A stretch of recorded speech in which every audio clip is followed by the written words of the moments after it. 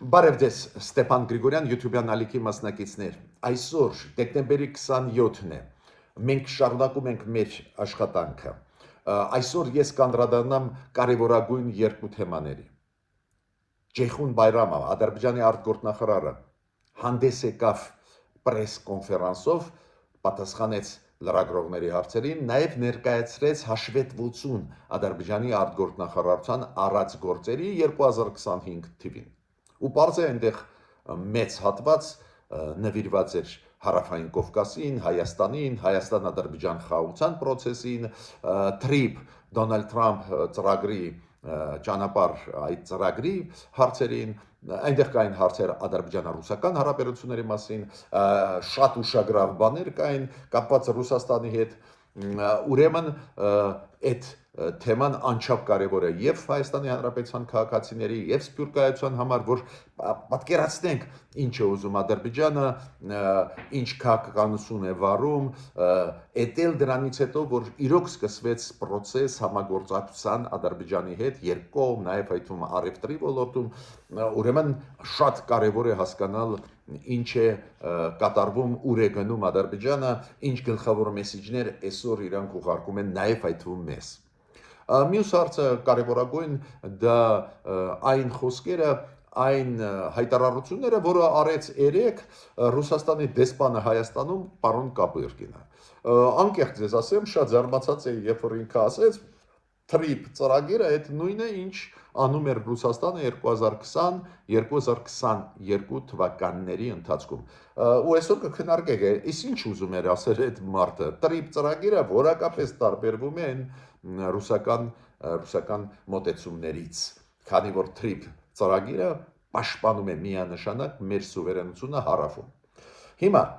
ես անպայման վաղը կանդրադառնամ մեր արտգործնախարարության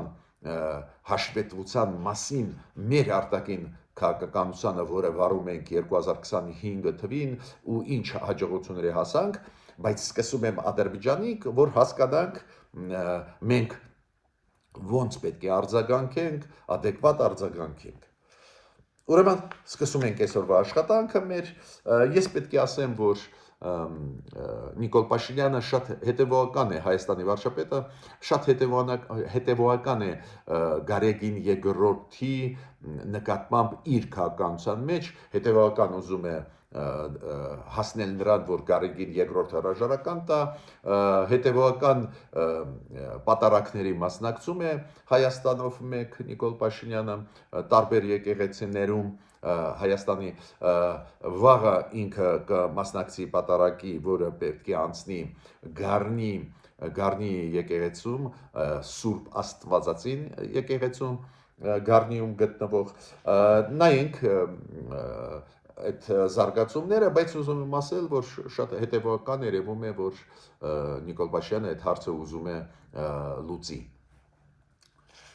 Սկսում ենք Ադրբեջանի արտգործնախարար Ջեյխուն Բայրամովի ասածից։ Ուրեմն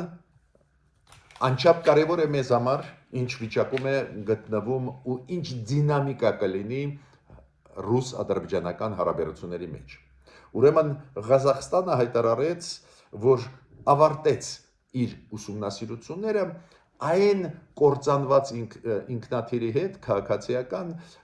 ադրբեջանական ընկերությանը պատկանող, հիշում եք, Ազալ ադրբեջանական պետական ավիաընկերության ինքնաթիռը անցած տարի դեկտեմբերին խոցվեց Գրոզնի քաղաքի օդում, ռուսական Գրոզնի քաղաքի օդում, խոցվեց Ռուսաստանի հակաօդային համակարգով ու կարողացավ հասնել Ղազախստանի Ակտաու քաղաք, որ վայրի չկատարի, բայց այնուամենայնիվ քանդվեց, ընկավ, չհասավ Ակտաու ռեալ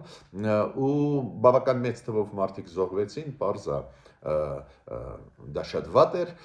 բայց Ադրբեջանը բավական խիստ մոտեցավ այդ հարցին, պահանջում է Ռուսաստանին իրոք արդար քննություն, պահանջում է Ռուսաստանից կոմպենսացիա եւ պետության եւ այդ պետական ընկերությունը պետության Ադրբեջանի փոխհատուցում ինքնաթիռի համար կործանված եւ մարդկանց տալ կոմպենսացիա այն ընտանիքներին, ում հարազատները զոհվեցին այս կործանված ինքնաթիռում, պարզ է Ադրբեջանը բավական խիստ մոտենում է, Ալիևը դա նաև քաղաքական նպատակներով օգտագործում են, բայց փաստը մնում է փաստ, պարզ է, պետք է ուսումնասիրություն լինի, ուսումնասիրվի։ Հիմա Ղազախստանը, քանի որ Ղազախստանի տարածքում ընկավ այս ինքնաթիռը ադրբեջանական ավիաուղիների, Ղազախստանն էլ տանում այդ քննությունը, ու Ղազախստանը ասում է, ֆիքսվեց, որ ներսում պայթյուն չի եղել, դրսից խոցվեց այս ինքնաթիռը։ Կոպիտ ասած հաստատեց, որ դա արվեց դրսից, то есть ինքնաթիռը նորմալ վիճակում են, ներսում ոչ մի բան չի պայթել, ոչ մի բալոններ, ոչ մի բան, դրսից խոցվեց դրսի հարվածով։ Նու դա հակաօդային համակարգն է Ռուսաստանի, որը այդ պայն պայքար էր տանում ուկրաինական դրոնների դեմ, օդը իրանց օդը մաքրելու ուկրաինական դրոններից ու խառնեց դրոնը ինքնաթիռի հետ ու խոցեց այդ ինքնաթիռը ադրբեջանական։ Հիմա Ռուսաստանը ուղեց նամակ Ադրբեջանին, որ ավարտեց իր քննությունը ու Ադրբեջանը արտգործնախարար Բայրամովը երեկվա պրես-կոնֆերանսում ասաց, մենք շատ զարմացած ենք, որ քննչական կոմիտեն Ռուսաստանի իր ղեկավարը Բիստրիկին ազգանունով գրեց մեզ, որ այս գործը, որը քննվել է, քրեական գործը դադարեցվեց, փակվեց։ Կոպիտ ասած ոչ ոքի իրանք չեն ուզում պատժել, Ադրբեջանը պահանջում է, որ պատժվեն այն զինվորները, ովքեր հակաօդային համակարգը օգտագործելով խփեցին, խոցեցին այդ ինքնաթիռը, բայց Ռուսաստանը չի ուզում դա անել ու Բայրամովը ասաց, որ շատ զարմանալի էր մեզ համար դա, ու ինքը ասաց, որ մենք սկզբունքային մոտեցումը չենք փոխի, ու մենք սպասում ենք, որ աշխատանքը դրանով ավարտվի, ինչ մեզ խոստում տվեց Պուտինը։ Պուտինը Դուշանբեում, հիշում եք, հանդիպել է Դուշանբեում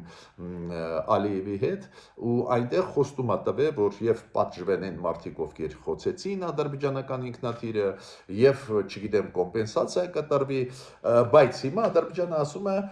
իրանք այդ գործը փակում են, ոչ մի կոմպենսացիա չեն տալիս եւ այլն։ Ինչու ես մանրամասն պատմում եմ դա, որ դուք հասկանաք, որ բավական բարդ հարաբերություններ կան այս ինքնաթիռի հետ կապված Ռուսաստանի եւ Ադրբեջանի միջեւ, ու ես կապում եմ նաեւ չգնալը Իլհամ Ալիևի այս վերջին նիստին, որը կայացավ, հիշում եք, դեկտեմբերի 21-ին Սանտ Պետերբուրգում ԱՊ երկրների ղեկավարների նիստը, չէ, գագաթնաժողովը, դրանով են պայմանավորում, որ Ալիևը չգնաց, քանի որ Ռուսաստանը ուղարկեց օֆիցիալ նամակ, որի համաձայն գործը փակում են, ոչ մի մեղավոր չկա այդ ինքնաթիռի հետ կապված կործանված ադրբեջանական, ու Ռուսաստանը կոպիտ ասած ձեռքերը լվանում է ու Ադրբեջանի տեսանկյունից իրենց խափում է, ու ես հենց Ալիևի չգնալը Սանտ Պետերբուրգ 21-ին 22-ի դեկտեմբերի, մի քանի օր առաջ, մի շաբաթ առաջ, ես հենց կապում եմ այս ինքնաթիռի գործի հետ։ Այո, Ադրբեջանը նաև այդ ինքնաթիռի գործը օգտագործում է ցույց տալու համար, ինչքան սրված են հարաբերությունները Ադրբեջանի Ռուսաստանի հետ, պարզ է աչքը մտնելու համար Եվրոմիության Միացյալ Նահանգներին, որ իրանք ավելի մեղմ վերաբերվեն այլ հարցերին, օրինակ մարդու իրավունքների ծանր վիճակին Ադրբեջանում, բայց այնուամենայնիվ Ադրբեջանը այո, ճիշտ է, որ պահանջում է, որ քննությունը այս կործանված ինքնաթիռի արդար գնա ու մեղավորները պատժվեն ու կոմպենսացիա տրվի զոհված մարդկանց ընտանիքներին։ Բայց այդ օրինակը բերում եմ, որ դուք հասկանաք լուրջ է վիճակը ռուս-ադրբեջանական հարաբերություններում։ Ադրբեջանը միաժամանակ, պարոն Բայրամովը միաժամանակ արեց կարևոր հայտարարություն։ Ադրբեջանը արտգործնախարարը ասաց, որ մենք չնայած որ ունենք այսօր խնդիրներ Ռուսաստանի հետ, մենք հայտարարում ենք, որ ճանաչում ենք Ուկրաինայի տարածքային ամբողջականությունը, քանի որ հիմա շատ ակտուալ է, որ Ուկրաինան պետք է զիջի Ղրիմը վերջնականորեն, Դոնբասը վերջնականորեն Ռուսաստանին ու գնում են քննարկումներ աշխարհով մեկ ու ստեղել Ադրբեջանը ասում է չէ մենք սկզբունքային ասում ենք որ տարածքային ամբողջականությունը պետք է հարգվի այդ ամեն ինչը Ղրիմից սկսած սա Ուկրաինան է ու չմտածեք որ դա կապված է նրա հետ որ մենք հիմա վատ հարաբերությունների մեջ ենք Ռուսաստանի հետ դա կապված է մեր սկզբունքային մոտեցման հետ շատ ուշագրավ հայտարարություններ են այս վերջի զարգացումների ժամանակ, երբ որ Դոնալդ Տրամպը հակված է համոզել Ուկրաինային, որ ճանաչի Դոնբասը, Ղրիմը, որպես գոնե դե ֆակտո, որպես անբաժանելի մաս, դա շատ լուրջ հայտարարություն է Ադրբեջանի կողմից։ Մյուսը Ադրբեջանը ասաց, որ Ադրբեջանի արտգործնախարարը ասաց, որ լիկվիդացված է, փակված է ռուսկի դոմ այդ կազմակերպությունը Ադրբեջանում։ Վсё չկա Ռուսաստանի հետ այդ ամբողջ փաթեթը ավարտվեց, փակվեց այդ ռուսկի դոմը։ Ես պետք է ասեմ, որ Ադրբեջանը համարում է, որ ռուսկի դոմ այդ կազմակերպությունը նաև օգտագործվում էր դրա համար, որ կատարվի շպիոնություն Ադրբեջանի դեմ, դա է պատճառը, որ իրանք դա ի վերջո լիկվիդացրեցին։ Հայաստանի հետ կապված Ջեյխուն Բայրամովը ասաց, որ մենք կշարունակենք այն քաղաքականությունը, որ ամեն մի հարց կլուծենք Հայաստանի հետ երկխոսության միջև։ Երկուսով։ Մյուսները եթե օգնեն, բայց գլխավորը մենք միասին կլուծենք հարցերը։ Ու ասում է մենք տեսնում ենք հաջողություններ, ակնհայտ համագործակցություն գնում է Հայաստանի հետ։ Ինքը երբ որ հարցրեցին դուք կմեկնեք Հայաստան, եթե արիթ լինի, ինքը ասաց, եթե դա մեր պետության շահերից ելնել, ես կգնամ։ Նու ինչու ինքը ասաց մեր պետության շահերից, որ հետո հետ կանգնելու հնարավորություն ունենալ, օրինակ չգալ ինչ որ դեպքում։ Բայց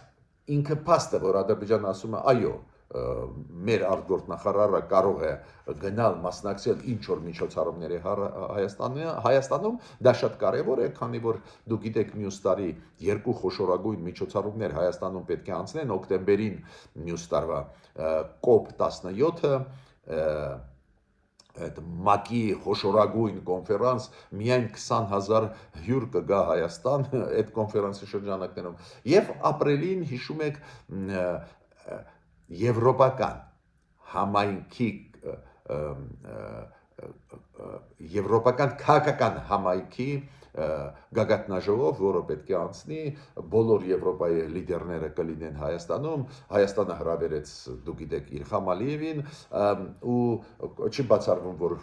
Ջեյխուն Բայրամովը կմասնակցի, դա է պատճառը, որ Ջեյխուն Բայրամովը ասաց, որ չի բացառվում, որ ես էլ գամ Հայաստան։ Բայց երբ որ հարցրեցին այս միջոցառմանը Իլհամ Ալիևը կգա թե ոչ, ինքը խուսափեց հստակ պատասխան տալ, նու ես հասկանում եմ, դեր Ալիևը որոշում չէ ընդունե, այս հրավերը եվրոպական համայնքի, քաղաքական համայնքի գագաթնաժողովին մասնակցեց թե ոչ, դա Եվրոմիության, դուք գիտեք, ֆորմատ է,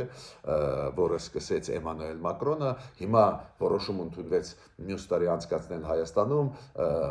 2027 թվականի Բաքվում, հիմա Հայաստան պարզ է, Հայաստանը եւ Էրդողանին հրավիրեց Թուրքիայի նախագահ եւ Իլհամ Ալիևին ուստեղ շատ կարևոր է պարզ է, որ իրան կան Հայաստանը գնաց այդ քայլի այս ձևի մեծ միջոցառում անցկացնել նաև այս կոնտեքստով, տարածաշրջանային համագործակցության կոնտեքստով, բայց ստեղ Ջեյխուն Բայրամովը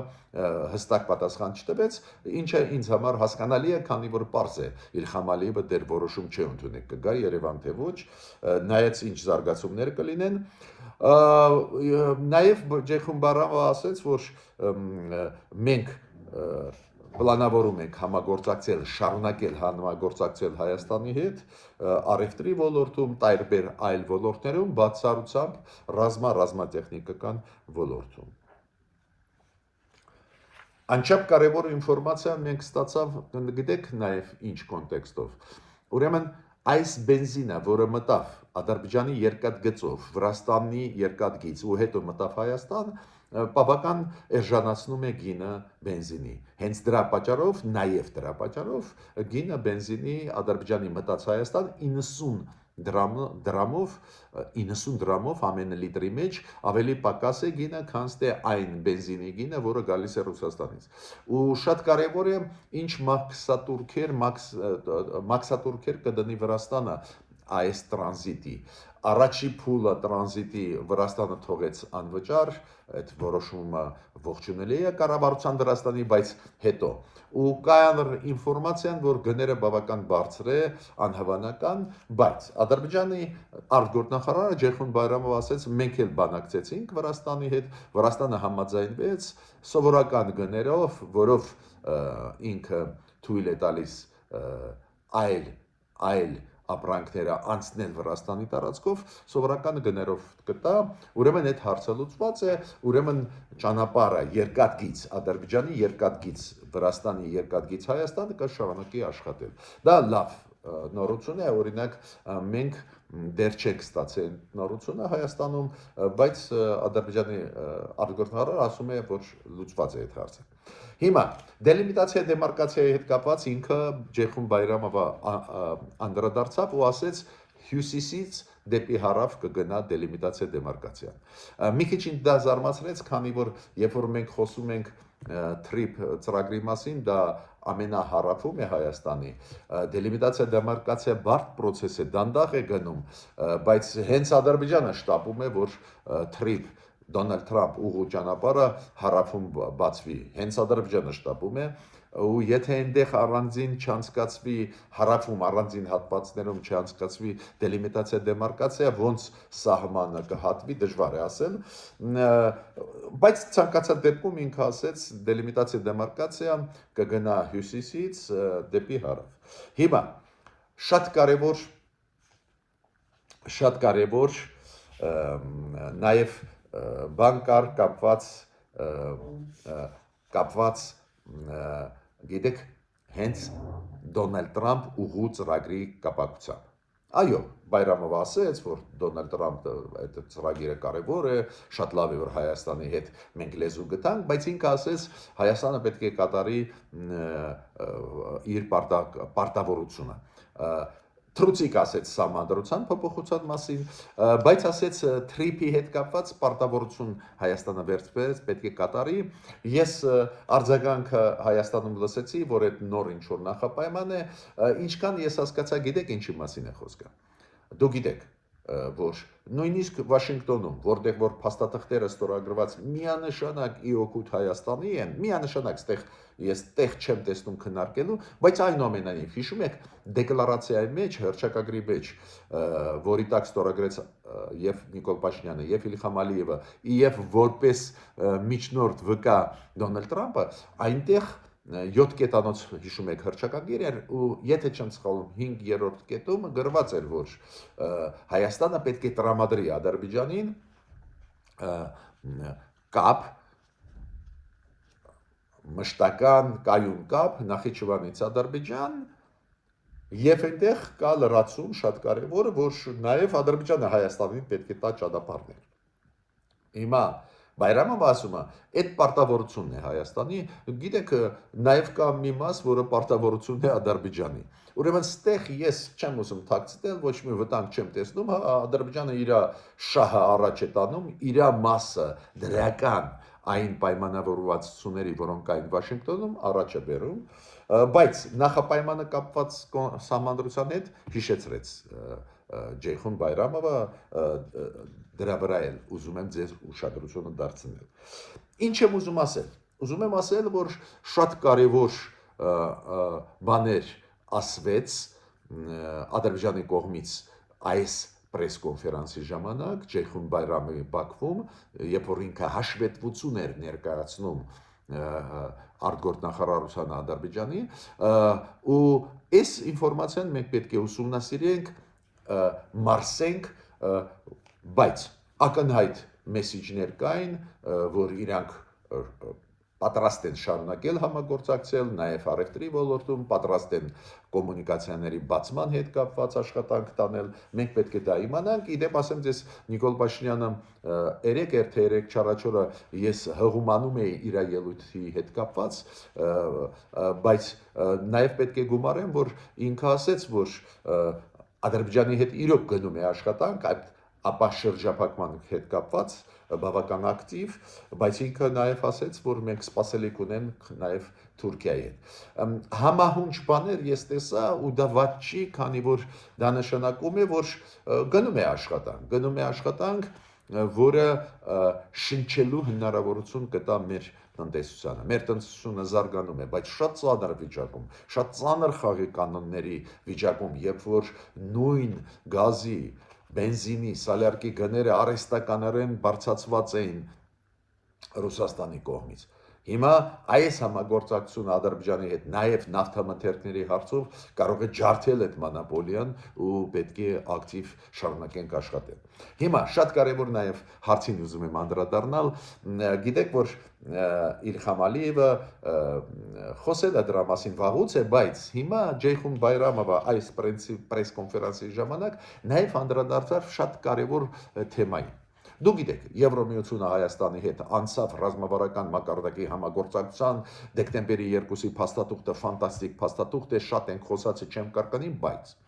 անցած տարվանից սկսվեց մի ծրագիր, որը կոչվում է European Peace Facility, այդ խաղաղության ծրագիրը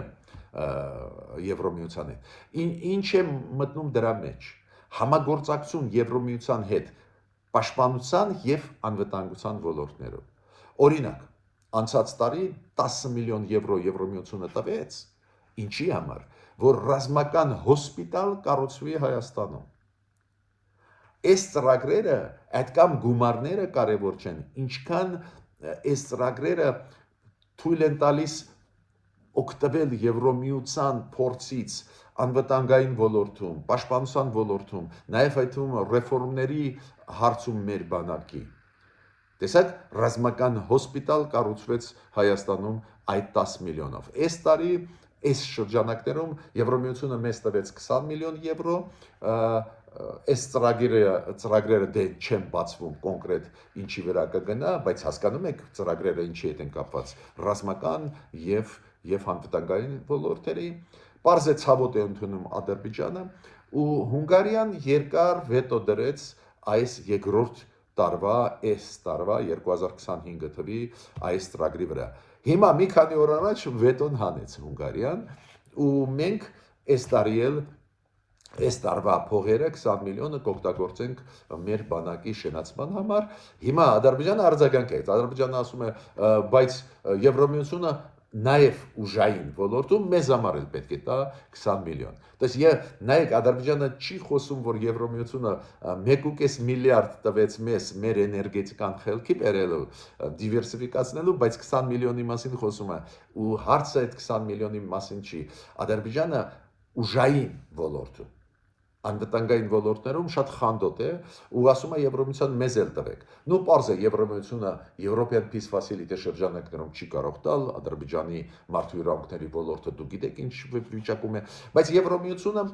ականազերծման հարցերում աջակցում է։ Անցած տարի տվեց 10 միլիոն եվրո Ադրբեջանին ականազերծումը անելու։ Հիմա էլ լուծում կստանան,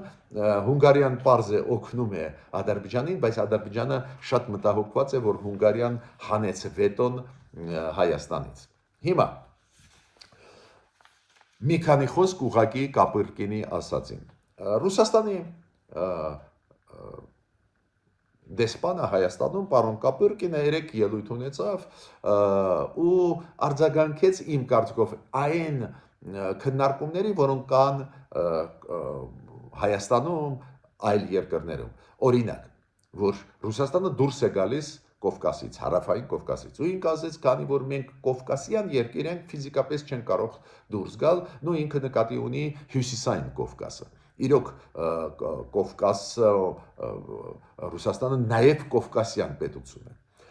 Ու ինքը ասեց մենք չենք դուրս գալի։ Հետո ինքը ասեց, որ